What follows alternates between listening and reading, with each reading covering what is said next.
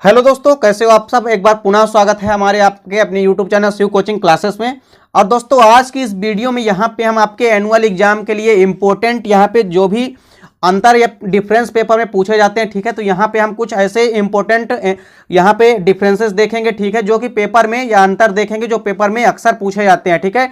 तो आइए सीधे वीडियो को स्टार्ट करते हैं। देखिए पहला क्वेश्चन क्या है, बाह्य निषेचन तथा आंतरिक निषेचन के मध्य अंतर, ठीक है, यानी differences between external fertilization and internal fertilization. देखिए एक साइड हमारा क्या है बाह्य निषेचन या इसको हम एक्सटर्नल फर्टिलाइजेशन बोलते हैं, और दूसरी साइड हमारा क्या है अंतः या आंतरिक निषेचन जिसको हम इंटरनल फर्टिलाइजेशन बोलते हैं। देखिए बाह्य निषेचन जो होता है बेसिकली यह निषेचन मादा शरीर के बाहर संपन्न होता है, ठीक है, यानी यह किसी भी प्रकार से मादा शरीर के अंदर यह निषेचन नहीं होता है, ठीक है। यह निषेचन किसी माध्यम बाहरी माध्यम या बाह्य माध्यम में संपन्न होता है, ठीक है।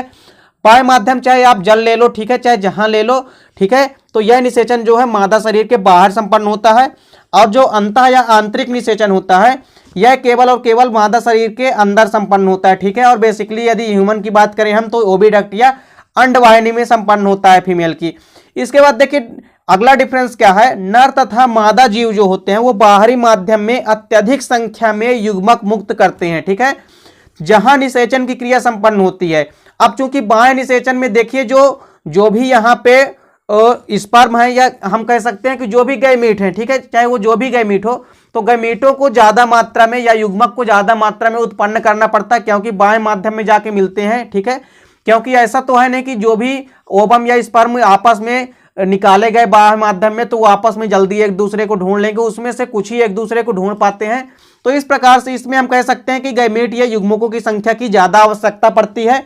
और इसके विपरीत देखिए जो अंतः निषेचन होता है तो इसमें नर युग्मक जो होता है एक मैथुन विषयक अंग की सहायता से मादा शरीर में पहुंचता है, ठीक है। तो इस प्रकार से देखिए यहाँ पे जो भी नर युग्मक होता है या कि जो मेल गैमीट होता है वो किसी माध्यम से फीमेल गैमीट तक पहुंचता है, ठीक है, किसी मैथुन विषयक अंग के द्वारा यानी कैपुलेशन ऑर्गन के द्वारा पहुंचता है, ठीक है। यदि ओवरऑल हम ह्यूमन की बात करें तो ह्यूमन में जो पेनिस या शिश्न होता है इसके माध्यम से जो स्पर्म या युग्मक होते हैं वो मादा में ट्रांसफर होते हैं, ठीक है, या कि मादा में इंटर होते हैं। इसके बाद देखिए यहाँ पे अगला डिफरेंस क्या है, इसके एग्जाम्पल कई सारे देखिए, जैसे जो भी मछली होती है, ठीक है, यानी फिशेस जो है, फिशेस के अलावा जो भी एम्फीबियंस या उभयचर होते हैं तथा अधिकांश शैवाल या एल्गी, ये इनमें क्या होता है बाह्य निषेचन या एक्सटर्नल फर्टिलाइजेशन देखने को मिलता है। इसके बाद देखिए इसके विपरीत जो आंतरिक निषेचन है इसके एग्जाम्पल क्या है, सरीसृप हो गए, ठीक है, तथा पक्षी, स्तनी एवं उच्च श्रेणी के जो भी पौधे होते हैं, ठीक है, ये सभी के सभी क्या करते हैं आंतरिक निषेचन करते हैं।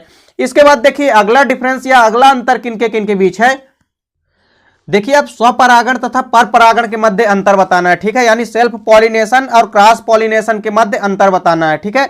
तो देखिए सबसे पहले एक साइड तो हमारा क्या है स्वपरागण और दूसरी साइड हमारा क्या है परपरागण या क्रॉस फर्टिलाइजेशन, ठीक है। अब यहाँ पे देखिए जो स्वपरागण होता है यह एक ही पौधे के नर एवं मादा पुष्पों के बीच होता है, ठीक है, यानी हम कह सकते हैं कि एक तो ऐसे पुष्प जिनमें कि क्या होता है कि जिनमें पौधे जो होते हैं, ठीक है, उनमें जो बाइसेक्सुअल होते हैं या द्विलिंगी होते हैं उनमें जो मेल और फीमेल हैं उन पुष्पों के बीच क्या होता है यहाँ पे परागण होता है, ठीक है। तो एक ही पौधे में नर या मादा पुष्पों के बीच जो परागण होता है उसको हम स्वपरागण कहते हैं। और इसके विपरीत जो परपरागण होता है यह परागण एक ही जाति के दो नर एवं मादा पुष्पों के बीच होता है। इसके बाद देखिए अगला डिफरेंस क्या है कि इसके लिए पौधे का द्विलिंगी होना आवश्यकता है, ठीक है। तो हमने आपको पहले ही बताया कि यदि पौधा कोई भी द्विलिंगी या बायोसेक्सुअल है अर्थात हर्मोप्रोडाइट है तभी उसमें क्या होगा स्वपरागण होगा, क्योंकि मेल और फीमेल तभी तो एक ही पौधे में उपस्थित होंगे।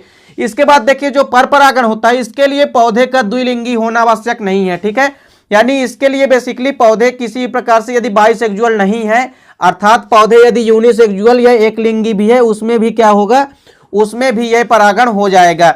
देखिए अगला क्या है, स्वपरागण के लिए पौधों का आकर्षण बड़ा सुंदर व मकरंद युक्त होना चाहिए, ठीक है। अब देखिए यदि पौधे जो है आकर्षित होंगे, ठीक है, और कैसे होंगे मकरंद युक्त होंगे तो उनकी ओर कीट क्या होंगे आकर्षित होंगे और इस प्रकार से उनमें क्या होगा परागण होगा। इसके विपरीत जो परपरागण है इसके लिए पौधों का आकर्षण बड़ा एवं सुंदर एवं मकरंद होना चाहिए, ठीक है। तो यहाँ पे देखिए जो स्वपरागण है इसमें तो किसी प्रकार का जो पुष्पों का सुंदर या मकरंद युक्त होना आवश्यक नहीं है, ठीक है, क्योंकि अब एक ही पुष्प में परागण होना है। और यहाँ पे देखिए इनमें जो है पुष्पों का आकर्षण होना भी और साथ ही साथ पुष्पों का मकरंद युक्त होना भी आवश्यक होता है। देखिए नेक्स्ट डिफरेंस क्या है कि इसके लिए कम परागकणों की आवश्यकता पड़ती है। ठीक है, जो स्वपरागण होता है इस क्रिया के लिए कम परागकणों की आवश्यकता पड़ती है और इसके लिए जो है अधिक परागकणों की आवश्यकता होती है। ठीक है, जो परपरागण होता है इसके लिए जो है अधिक परागकणों की आवश्यकता पड़ती है। इसके बाद देखिए जो हमारा नेक्स्ट डिफरेंस है वो क्या है, युग्मक जनन तथा भ्रूणोद्भव के मध्य अंतर लिखना है। ठीक है, तो देखिए जो युग्मक जनन है और भ्रूणोद्भव, ठीक है, तो एक साइड हमारा क्या है युग्मक जनन और एक साइड हमारा क्या है भ्रूणोद्भव, या इसको हम क्या बोलते हैं एम्ब्रियोजेनेसिस। ठीक है, तो देखिए जो युग्मक जनन है या गेमेटोजेनेसिस होती है, यह युग्मक जो है मात्र कोशिका से युग्मक बनने की क्रिया है। ठीक है, यानी कोई भी मात्र कोशिका है उसमें से युग्मकों के जो बनने की क्रिया होती है वो युग्मक जनन या गैमीट के बनने की क्रिया जो है गैमेटोजेनेसिस कहलाती है। इसके विपरीत जो भ्रूणोद्भव होता है, ठीक है, यानी एम्ब्रियोजेनेसिस जो होता है यह युग्मन से भ्रूण बनने की प्रक्रिया होती है। ठीक है, इसके बाद देखिए नेक्स्ट डिफरेंस क्या है कि यह निषेचन से पूर्व की घटना है। ठीक है, जो युग्मक जनन की क्रिया होती है यह निषेचन से पहले की घटना है, अर्थात जब गैमीट बनेंगे तभी तो बाद में क्या होगा निषेचन होगा या फर्टिलाइजेशन होगा और उसके बाद जाइगोट बनेंगे।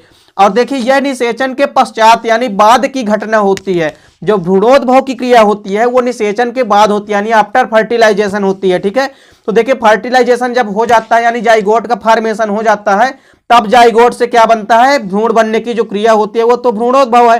तो ये यहाँ पे क्या होगा कि जब निषेचन हो जाएगा उसके बाद जाइगोट के बनने के बाद भ्रूण बनते हैं। तो इस प्रकार से यह जो है निषेचन के पश्चात या बाद की घटना होती है। ठीक है, अगला डिफरेंस क्या है कि युग्मक जनन के समय द्विगुणित जीवों में अर्धसूत्री विभाजन एवं अगुणित जीवों में समसूत्री विभाजन होता है। ठीक है, देखिए युग्मक जनन की यदि क्रिया संपन्न हो रही है तो उसमें जो भी द्विगुणित जीव होते हैं, ठीक है, यानी जो डिप्लॉयड जीव होते हैं उनमें अर्धसूत्री विभाजन या कि मियोसिस डिवीजन होता है और जो अगुणित जीव होते हैं उनमें समसूत्री विभाजन होता है। ठीक है, यानी कि माइटोसिस डिवीजन होता है।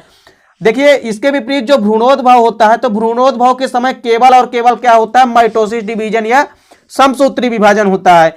अगला डिफरेंस क्या है कि यह प्रक्रिया जननांगों के अंदर संपन्न होती है। ठीक है, युग्मक जनन की जो प्रक्रिया होती है वो आपके गोनेड्स या जो भी जनन अंग होते हैं उनके अंदर ही संपन्न होती है। यदि हम बात करें फीमेल की तो फीमेल की जो अंडवाहिनी है या फीमेल का जो अंडाशय है उसके अंदर जो ओवम फॉर्मेशन होता है। ठीक है, तो ओवम क्या है गैमीट है, तो ओवम कहाँ होता है अंडाशय के अंदर होता है। तो इस प्रकार से यह प्रक्रिया जो है जननांगों के अंदर संपन्न होती है।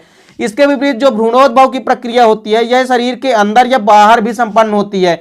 ठीक है, यदि इंटरनल फर्टिलाइजेशन होता है तो यह अंदर होती है और एक्सटर्नल फर्टिलाइजेशन या बाह्य निषेचन यदि होता है तो उसमें बाहरी माध्यम में ही अंडे पैदा होते हैं और अंडे से फिर क्या होते हैं बच्चे निकल आते हैं। ठीक है, इस प्रकार से एक नया जीव बन जाता है। अगला डिफरेंस क्या है, यह प्रक्रिया की परिणित निषेचन के रूप में होती है। ठीक है, और इस प्रक्रिया के बाद क्या होता है निषेचन होता है और उसके विपरीत यदि हम भ्रूणोद्भव की बात करें तो इस प्रक्रिया की जो परिणित होती है वो जीवोत्पत्ति के रूप में होती है। और यहाँ पे देखिए भ्रूण बनने के बाद फिर क्या होता है अगले स्टेप में जो है वो बच्चे का फॉर्मेशन होता है। ठीक है, तो इस प्रकार से दोस्तों उम्मीद करता हूं कि यहाँ पे हमने आपको जितने भी डिफरेंसेस कराए हैं या अंतर कराए हैं ये पेपर में अक्सर पूछे जाते हैं। ठीक है, और आपके एनुअल एग्जाम में काफी हेल्पफुल है और आपके एनुअल एग्जाम में कोई ना कोई डिफरेंस यहाँ से अक्सर पूछे जाएंगे। ठीक है, तो उम्मीद करता हूं दोस्तों वीडियो आपको पसंद आई होगी। दोस्तों यदि आपको वीडियो अच्छी लगे तो लाइक और कमेंट कीजिए, साथ ही साथ दोस्तों के बीच शेयर कीजिए। मिलते हैं दोस्तों नेक्स्ट वीडियो में, तब तक के लिए जय हिंद, वंदे मातरम।